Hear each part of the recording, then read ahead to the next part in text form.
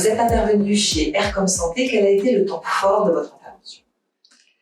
La séquence des questions-réponses m'a interpellée parce que c'est toujours un peu les mêmes réactions dès lors qu'on discute de la responsabilité sociétale des entreprises. À la fois, il y a une dynamique d'engouement.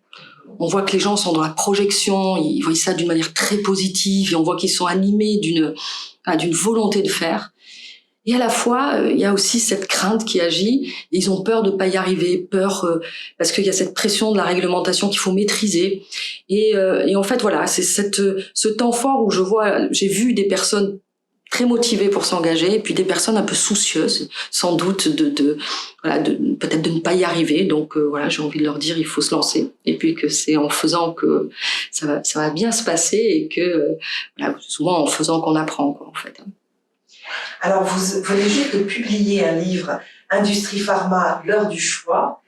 Est-ce que vous pouvez nous dire pourquoi vous avez eu envie d'écrire ce livre? Parce que d'abord, je suis issue de l'industrie pharmaceutique et j'aime beaucoup cette industrie, j'y suis attachée, et qu'elle est face à des enjeux sociétaux majeurs, que le monde change, je veux même dire qu'il a changé.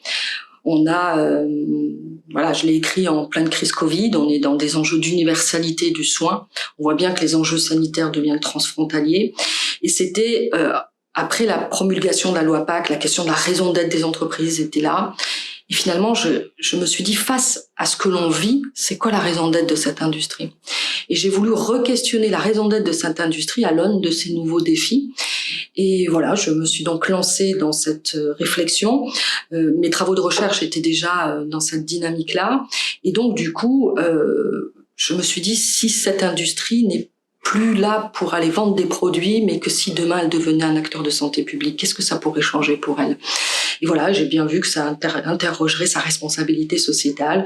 Et donc j'ai eu envie d'écrire ce livre pour montrer que peut-être un nouveau modèle pouvait exister, pouvait se projeter pour demain, qui pourrait l'aider peut-être à répondre à certains défis auxquels elle est confrontée. Voilà.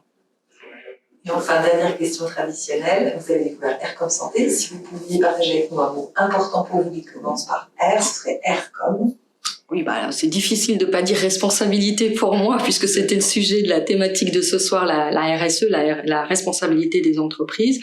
Bon, voilà, mais il faut pas voir cette responsabilité au sens obligatoire. Je pense qu'il faut le voir en termes de responsabilité. Vous savez, les Anglais ils disent accountability. Je pense qu'on n'a pas cet équivalent du mot, mais c'est un peu celui-ci que, si je pouvais tricher, je dirais ça.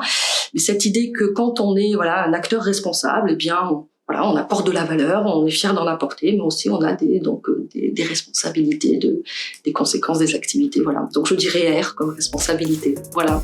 Merci beaucoup. Je vous en prie.